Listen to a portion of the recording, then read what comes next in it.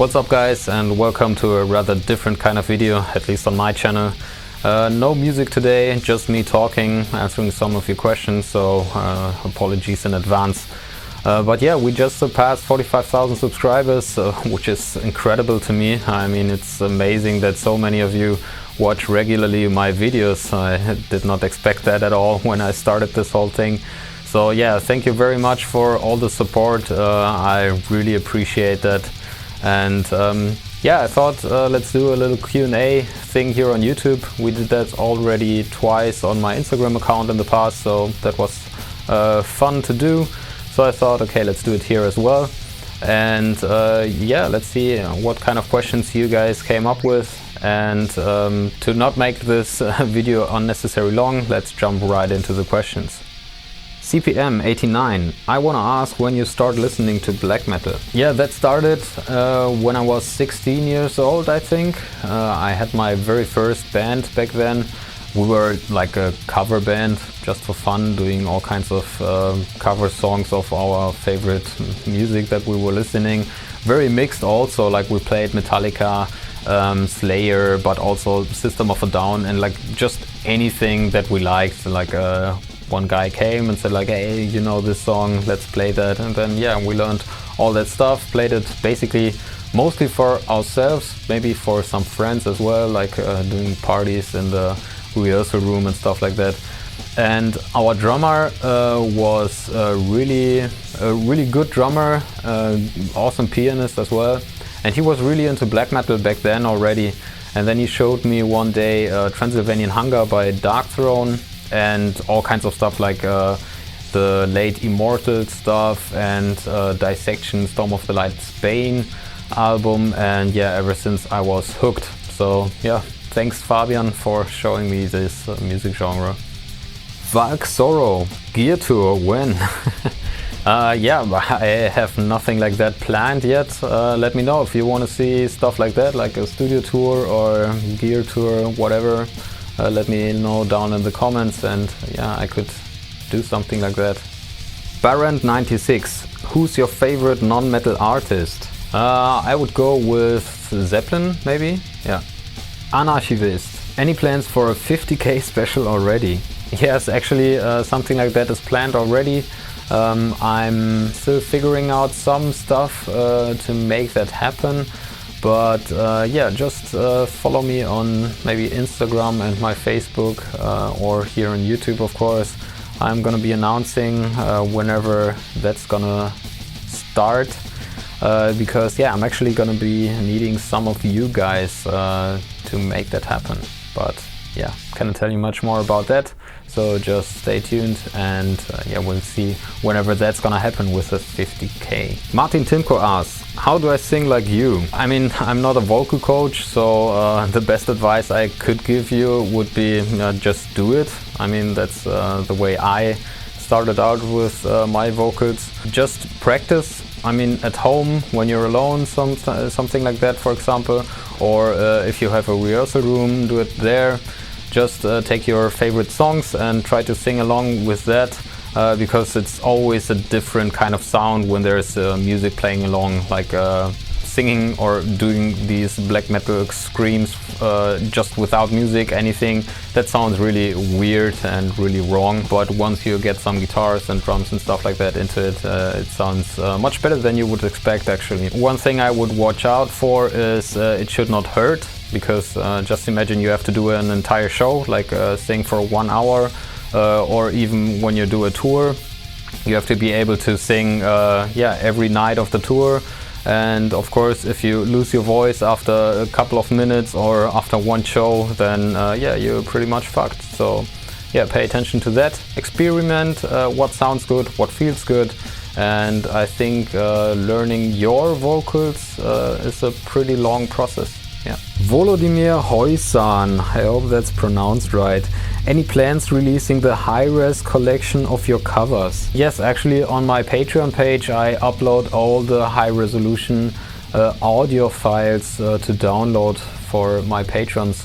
Along also with the the instrumental tracks, so if you want, you have like a drum play along or a guitar play along and stuff like that. So yeah. I don't know, many people already asked about like putting that stuff on Spotify or something like that. I didn't look into that too much by now, but maybe I do that because there's always this copyright issue with cover songs, you know. And some Ulf, are you single? Asking for a friend. Nope, sorry. Robson Drummer 666 asked multiple questions at the same time, actually. Best black metal drummer, is it possible to do rim shots and fast blast beats? And how do you learn songs on drums? So best black metal drummer, I don't know if there's one best drummer in any genre. I think I would go with Dominator if I would have to choose only one. Rim shots and fast blast beats, no, I don't think that's possible. I mean, the thing is, fast blast beats for me start at around 200 BPM, and I think you wouldn't have the power anyway, like not on fingers, of course, no way to do that, but also all the wrist guys, I don't think you could do rim shots and have still enough power to like make it sound good. I think the bigger problem is for all the drummers who like just beat the crap out of the snare in non-blast beat parts, and therefore then whenever they play blasts, the snare just isn't hearable anymore. So maybe those drummers should more adjust the snare volume in the non-blast beat parts, so that you have like a more even sound throughout the entire song. How do I learn songs? I think that's pretty individual to every song.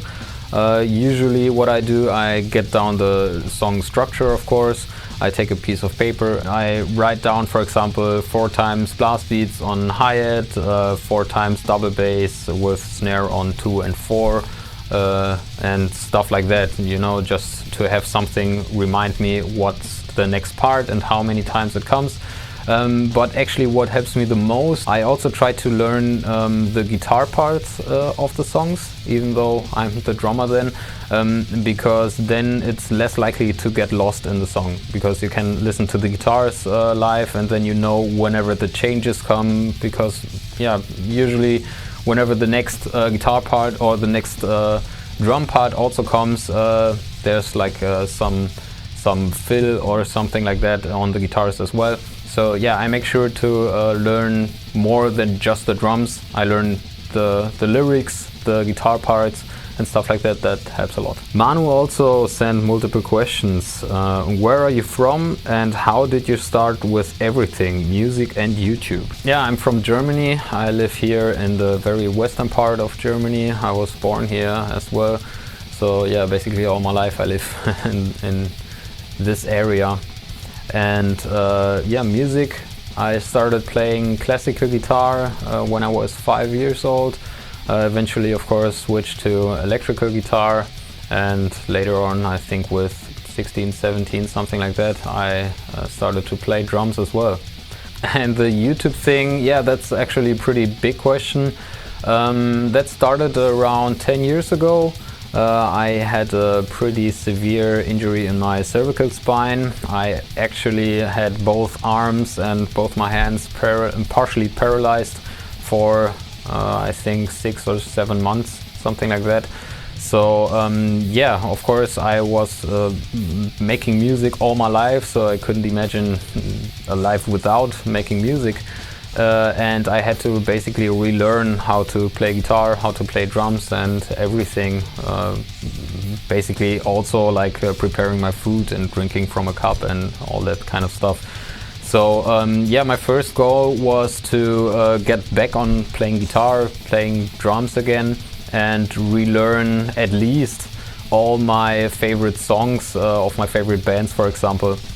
So yeah, then my physical therapist suggested to yeah, pay attention to my posture while I'm playing.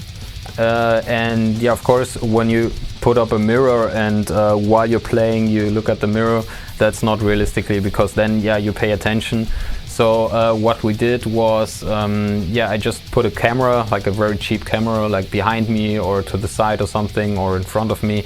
And then later on, when I was like playing for an hour or something, I could really watch me, what I did, and also over time my progression. And then one day, unfortunately, my computer died and all my data, all my videos were just gone. And I then came up with the idea, okay, let's just upload all those videos to this, for me, new platform, YouTube, because then it couldn't get lost whenever my computer dies again, for example. And yeah, that's how YouTube started for me. I then got much more into recording and recording everything on my own, not only doing like guitar covers or drum covers or stuff like that. And that's basically how everything started. And I mean, yeah, now everything's fine again. I mean, I can move my arms as pretty much as before. I still, of course, have to pay a lot of attention because once your spine is fucked, then it's fucked for life. But yeah, with lots of exercise and stuff like that, it's pretty okay. Blackthorn slows. What do you think will happen after you die? Warm food, pretty much. Valk Sorrow again. Do you still have the Rockstar feeling when doing a gig? To be honest, no, not at all. I mean, I never had that. Maybe that's because I started doing music when I was so young, so this all feels really, really natural to me.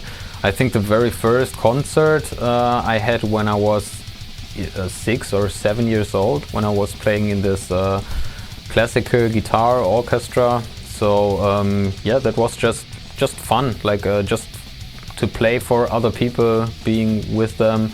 So no, I don't have this rockstar kind of feeling whenever I play concerts. Amar Stagnir, I hope that's pronounced right.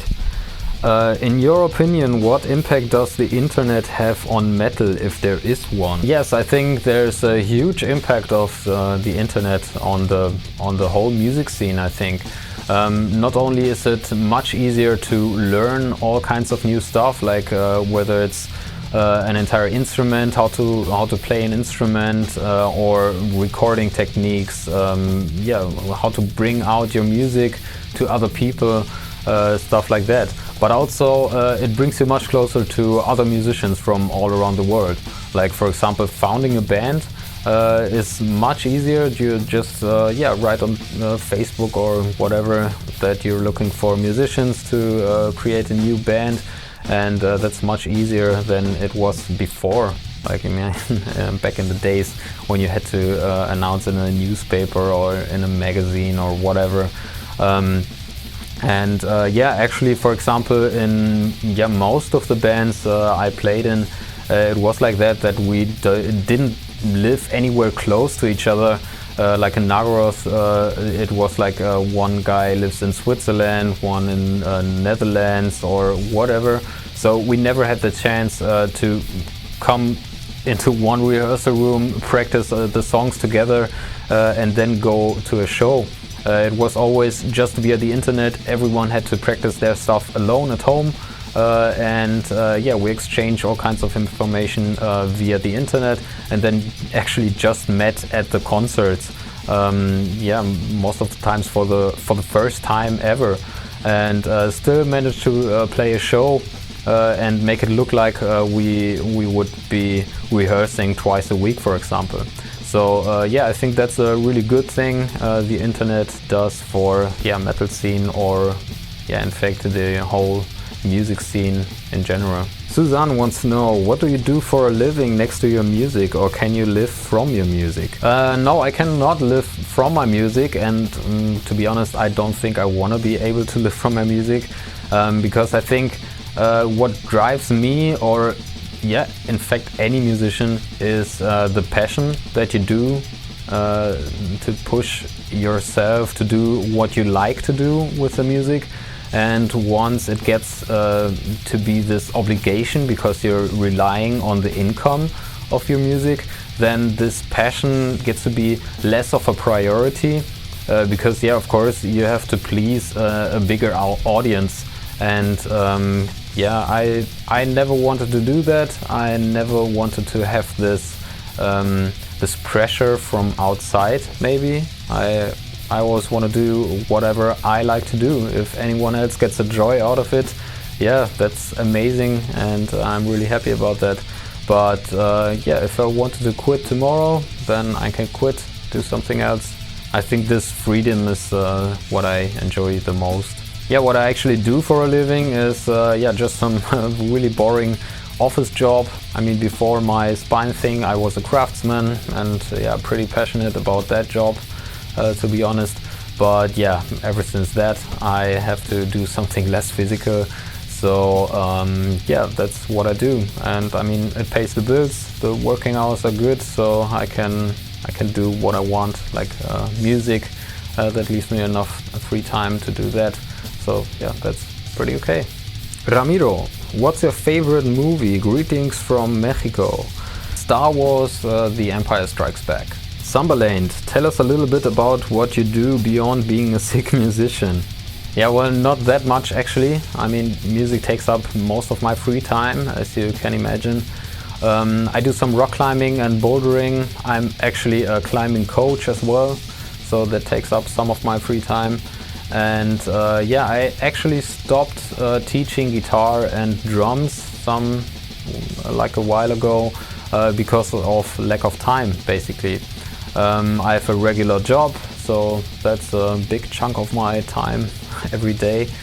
And I'm married to a wonderful wife, so of course I want to spend as much time with her as well. Brutal Blight. Do you recommend any special guitar to play black metal with an adjusted price? I would say get a guitar with humbucker pickups. I think everything else is yeah, not that important, but humbucker pickups make the best sound for metal in any way, I think.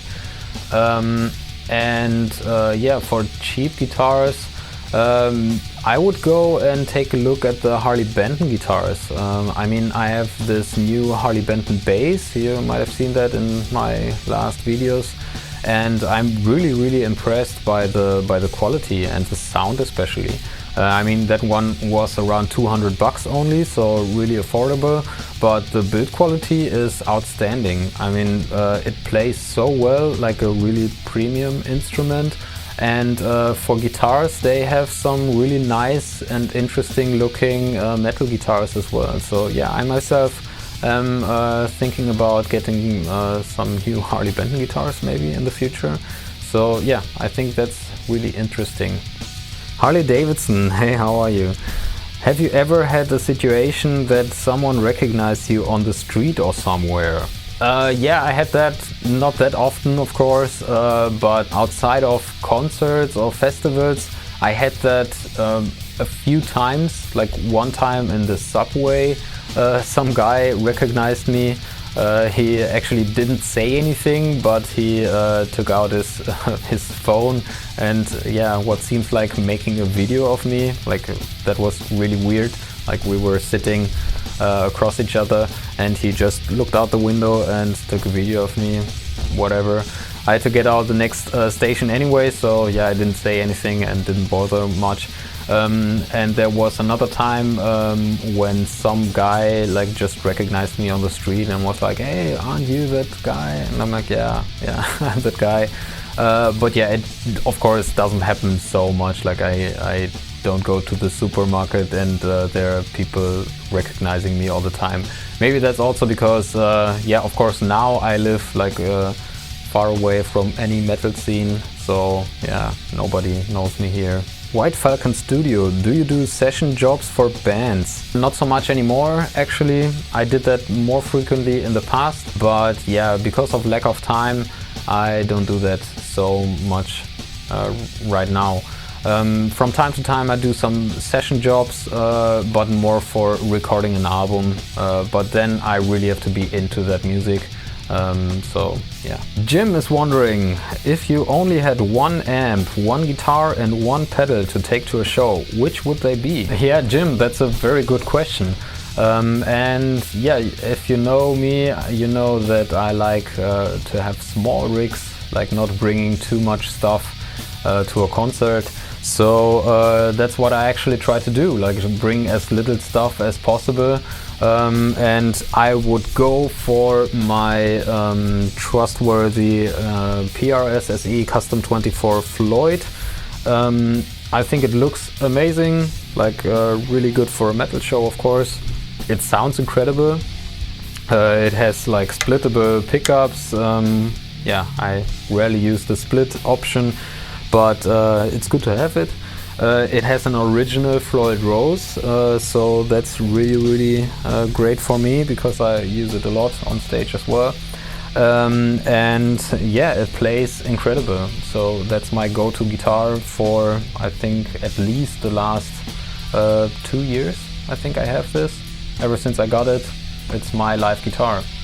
Pedal and amp wise, I would go with the Joyo Zombie and the Joyo Atmosphere Reverb as a pedal. The Zombie is my live amp for the past few years. I also record almost all my stuff in the studio here. So yeah, it's really portable, and I don't think I will retire it anytime soon. And the Atmosphere Reverb, I also did a video recently about that and other Joyo stuff, and it sounds incredible. So whenever we're able to play live shows again, that one will definitely come with me. T-Bome or Ty-Bome. What's your favorite black metal musician of all time and why? Dissection, because they're just fucking epic. Sateli. I see some Spanish flags on your t-shirt. You have half Spaniard blood? Yes, I'm half Spanish. My mother is from Germany, my father is from Spain, so yeah. Shava Sadana. I was certainly stunned when I realized that the former drummer of Nagoroth did vacation trips to my Spanish city, Burgos. Okay. My question goes, what has been the more challenging song to cover? Un saludo a Burgos. So I think the most challenging so far was Mayhem's Impious Devious Leperlord. Pretty much because it's like really technical, odd timing and stuff like that. So yeah, to pull that one off, that was yeah, quite tricky. I think that's also the reason why they don't play it live, or at least I've never seen a version of them playing that song live. Maybe that's also the reason because I recorded it with 4 different guitar tracks. So yeah, that's always hard to pull off live if you only have 2 guitarists, and the song goes with actually 4 guitars or even 3 guitars. Then it can sound pretty fast, pretty weak. So yeah, maybe that's it. Aterion, your biggest struggle on your path of being a musician?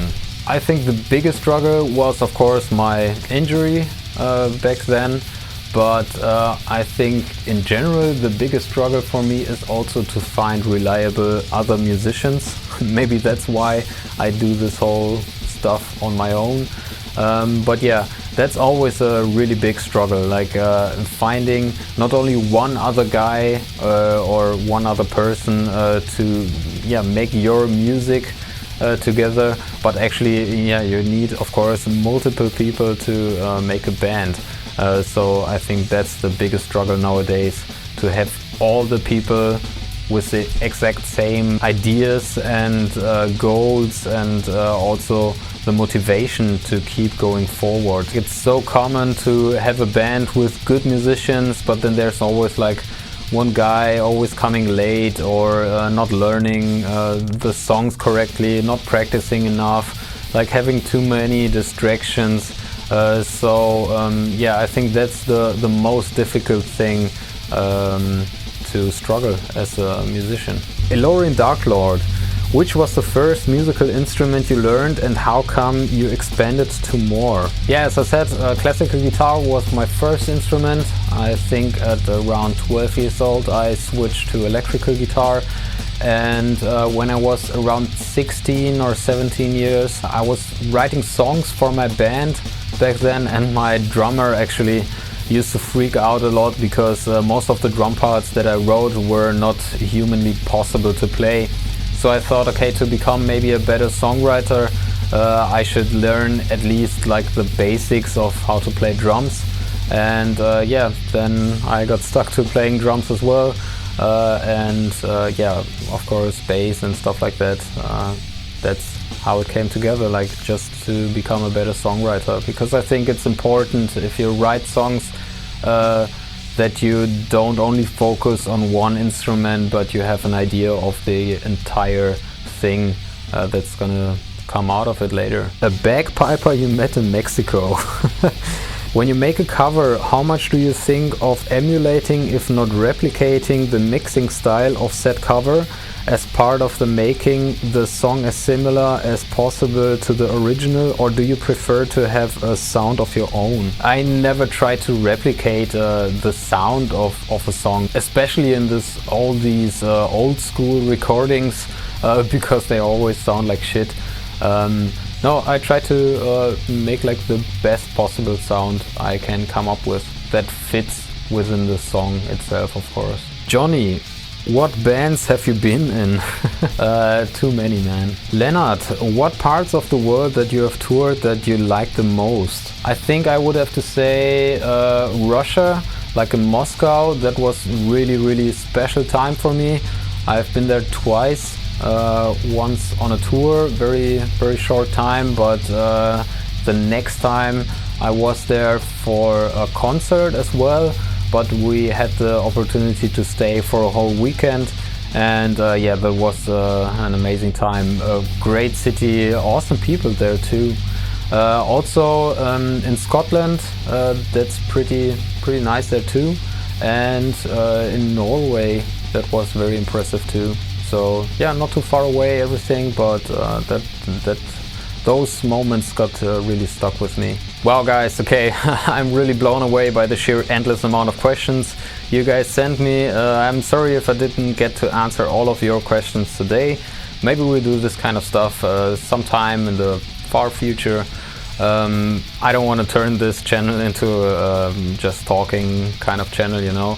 But yeah, it was kind of fun. I hope you enjoyed this video, and yeah, no worries, the next music content is coming on the 1st of the next month as usual. So yeah, thanks again for all the support. You guys are really awesome. I appreciate that very much, and yeah, see you soon. Bye.